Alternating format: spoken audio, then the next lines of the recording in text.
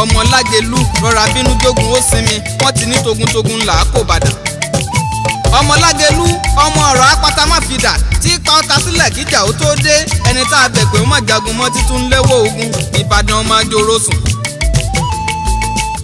Ìbàdàn kì í dífá kí fọ́mọ́mọ́ aráàlú ní jọ́síjọ́sí wọn á ní kí wọ́n lọ rèé májèjì wá fúnfá láyé tí wọ́n sì ń pè nìyẹn ṣẹbọ wọn á ní fá Ìbàdàn kì í gbonílẹ̀ bí àjèjì. Apáṣú bèrè kó o tó wọ̀ níbi olè gbé ń jàre olóhùn ọmọ ajẹ̀gbín yó ọmọ àfikarahun fọ́ọ̀rin mu a kì í wáyé ká má lárùn kan lára ìjà gbòòrò lárùn Ìbàdàn. ọ̀fẹ́gbẹ́ ogun ńlá sagbára ó di ẹ̀yìn náà ni ó múra ìjà bí ẹni mọ̀ tẹ́lẹ̀ ìlú tèyí kò ní kólé ìlú tóbi tó rò èyí wọn ò ní gbèdéke ọba Ìbàdàn ọmọ ajoro sùn. Ọwá ló nílùú Ìjẹ̀ṣà Aláké ló nílùú Ẹ̀gbá Irúwọ̀ Ògìrìwá ìlú gbilẹ̀ nìbàdàn tiwa Ìbàdàn ọmọ ajoro sùn. ìlú Olúyọ̀lé ìlú Ológun ìlú Ògúnmọ́lá ìlú Àjàyí ìlú Ìbíkúnlé Olókè Àgbàǹgbẹ̀sẹ̀ ni mò ń kúkú ń perí tẹ̀tàn ẹ̀rí nǹkan ni Ìbàdàn ló mọ̀ ó mọ láyípo sí ní bàbá Ìbàdàn. àìpẹ́ yìí lẹ́wọ̀n máa gbọ́ tàn Ìbàdàn ní kúkún ẹsẹ̀ ìjà fìrètí sétí orin tó ti pọ́pọ́n orin aládùn ń bọ̀ gbogbo ọmọ eriwo ewì ń bẹ nínú fẹ́ràn ẹ̀kọ́kùn mọ́jà tá a fi pìtàn Ìbàdàn ó ń bọ̀ lọ́nà.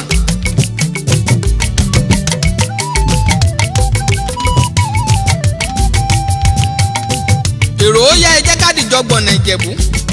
ká kí wọn ní pẹ̀lẹ́pẹ̀lẹ́ ká kí wọn ní mẹ̀lọmẹ̀lọ ẹ̀kú bójú ọjọ́ ṣe rí déédéé ọmọ ọba ń ta Ìjẹ̀bú ọmọ alárẹ̀ ọmọ alágẹmọ òfin wọ̀yọ̀wọ̀yọ̀.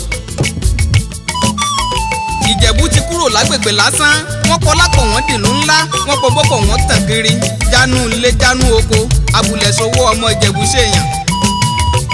Ìjẹ̀bú Òde Ìjẹ̀bú ni Ìjẹ̀bú Igbó Ìjẹ̀bú ni Ìjẹ̀bú Ìpẹ́rù Ìjẹ̀bú Ìṣàrà Ìṣàgámù ńkọ́ ṣe bára Ìjẹ̀bú náà ní gbogbo wọn Ìkòròdú ń bẹ létí Èkó Ìjẹ̀bú ló jẹ́ ibẹ̀ fún bẹ́ńbẹ̀ tó gbòòrò.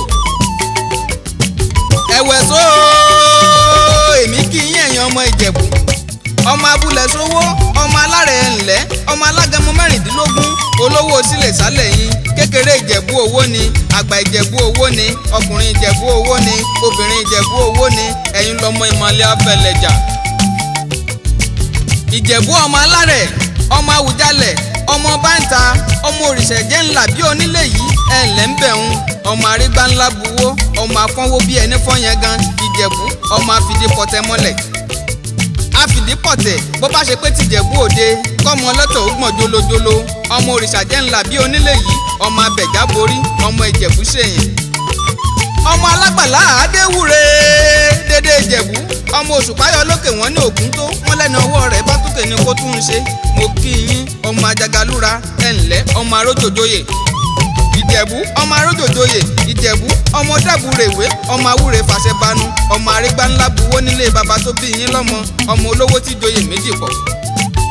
ọmọ olówó tí joyè méjì pọ̀ tó jẹ́ Àwùjalẹ̀ tó tún jẹ́ dàbúrèwé ọmọ ọlọ́jà tí wọ́n ná tòrútorú ọmọ ilé tí ò já béèrè toko ẹ̀ǹlẹ́ ọmọ adásọwọ́lẹ̀ bí òyìnbó gbogbo Ìjẹ̀bú déédéé ká máa yọ lókù.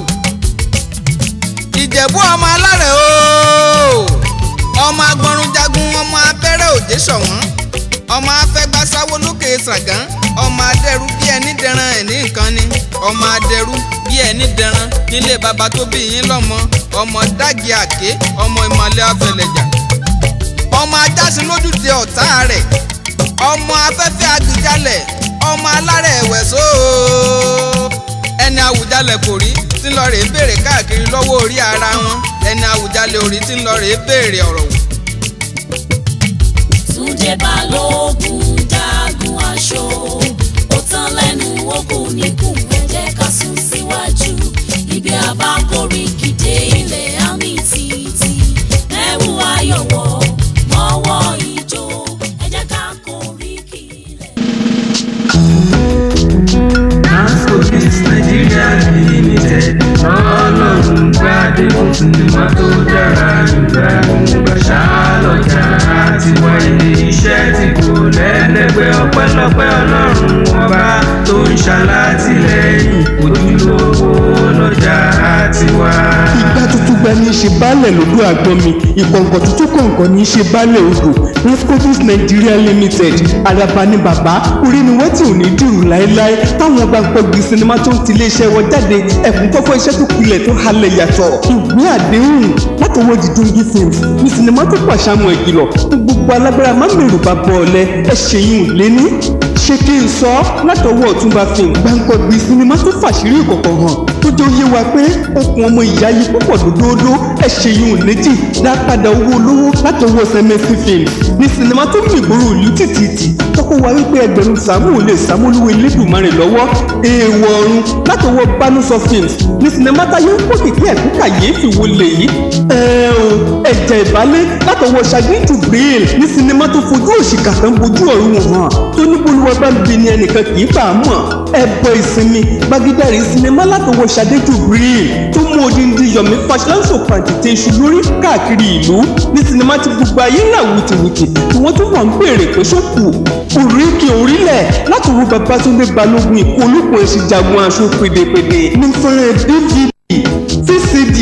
audio CD àti audio cassette tá a fi kí oríkì ìlú gbogbo nílẹ̀ Yorùbá pátápátá wàyí o gbogbo ayé ló ti mọ̀ wá mójúlówó iṣẹ́ gbogbo èèyàn ló mọ̀ wá mọ̀ wọ́ wẹ pàtàkì a ò ní bá wọn hìrà tí ò lọ́mọ ń fà àbàdà àtàwọn iṣẹ́ wa gbogbo tó ti dórí igbá àtàwọn èyí tí ń bọ̀ lọ́nà ẹ máa dúró wìtìwìtì Rascobis Nigeria Limited níbi tá a ti ń gbé àwọn èròjà tó ń lóyin lábùú jáde abúlé 141 Nnamdi Azikiwe Street Ìdúmọ̀tà Lagos telephone 003390316 ọgbọ́n ìmọ̀ òye pẹ̀lú ìdárayá tó kójú owó ní tiwa Rascobis Nigeria Limited.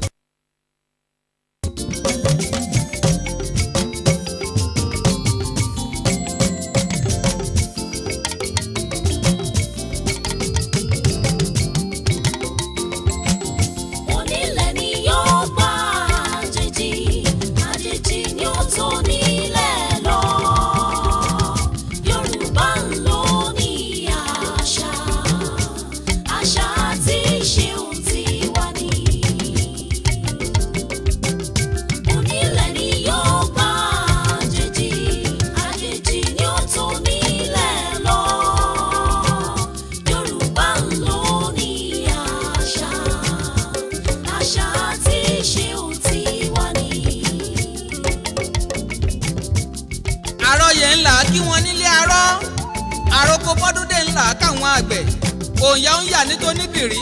lógun ọ̀fẹ́ là káwọn tó jẹ́ jagunjagun kìkì àwọ̀ yàtọ̀ sí tàwọn tọ̀gbẹ̀rìbó ní kálukú tí ń ṣe tiẹ̀ ó yàtọ̀ ọ̀tọ̀. mo pèdè lógúnlógún mo pe lọ́gbọ̀nlọ́gbọ̀n mo tún fẹ́ pe nígbànígbà àsìkò ló sì wá tó mo fẹ́ lọ dárin kìlú mi ó yá ẹ jẹ́ ká dárin kìbí wọ́n gbé bí mi lọ́mọ òkè o ọmọ ọlọ́fin àjàká ọmọ apàtàkì àlejò. àwa lọmọ arójòjòyè ọmọ adélé tejiteji ẹkú àmókègùn ìní wọ́n kí wa òkè rìbìtìrìbìtì ìní ò jẹ́ kómi ó gbàrin ìlú já òkè bí àyìn ń bẹ níbẹ̀ tó kọ̀run òkè léyèlè tí mọ́tàlá àpá ẹjẹ́ abọ́yẹ tán ká ṣe fàájì. ìṣà ń bẹ nílùú òkè o bòdè ń bẹ nílùú òkè o òlèlè ń bẹ nílùú òkè o alúgbó ogun kọ́ ẹjẹ́ àyà lókè ògún ká kí wọn ní mọ̀bà ká tó gbàbẹ̀ sípò ọba ká kí wọn lọ́gán ká tó máa fọ́kùtù orin lọ gbọ́jẹ̀ yàbọ̀ òun pamọ̀ṣe bára òkè o ló wà. Òjó Òrónà ló bínú kúrò nílùú Ìlaró níjọ́sí nílò onípẹ̀dé tẹ̀lé ẹ̀jẹ̀ adélé Ṣáká Balógun kámú mi tí gbogbo ayé kọ́kọ́ mu gbogbo ọmọ òkè o ẹkú àmókègùn. òkè oníhò là ń lọ ogun àwọn Ìbàrìbá ló ṣì wà ní kíkẹ̀tì níjọ́sí ọmọ ọlọ́fin àjàká ọmọ arójòjòyè ọmọ adélé ọlá tejiteji ẹ̀pẹ̀ mìíràn ẹ̀ tó para arógbóyọ̀ ọmọ aṣọlẹ̀yẹ ènìyàn. èmi kí yín ẹ̀yin ọmọ òkè o ìkèrèkú olóró nígbó ẹja náwó moroka lóbìnrin lọ ẹ̀gbá mọ̀jí ọlọ́ta odò. dágbójọ bí ẹ̀pá tiẹ̀ lódì yẹn lóró ó ṣe lódì lọ́tà ọmọ ewé ẹ̀gbá tí wọ́n ló jàre ẹ̀gbá okun o ẹ̀gbá àkọ́pá wọn aléwékéwé ìlẹ̀rán ẹ̀jẹ̀ tí fi sanra ọmọ àjẹgbá ó fewé yọ dẹ̀dẹ̀. ìkèrèkú fewé ẹ̀kọ́lé arólójò máma tara ọmọ arédè pẹ̀lá ọdún jẹ àwalàwà lóró ohun èrùpọ̀ ọ̀tà. ìkèrèkú olóró nípò ẹja náwó moro kálẹ́gbẹ̀rin lọ alálàá ni wá ọmọ àlá ọ̀ládé alálàá ni wá ọmọ àlá ọ̀làlẹ̀kẹ̀ àlátí alásùnwó àná aya adádé owó adádé ọmọ àtẹ̀pá ìlẹ̀kẹ̀. àrà ńlá bàbá wàrà tùdáfìlà padà bá wọlé ó kà ti yọ èèkàn ṣe rí gidi wọlé ògbómọ̀ọ́dún abíwẹ̀ṣòro ìkúnlárí ọmọ abikún lè jẹ́bọ́ pàkí alẹ́yìn olùfọ̀n.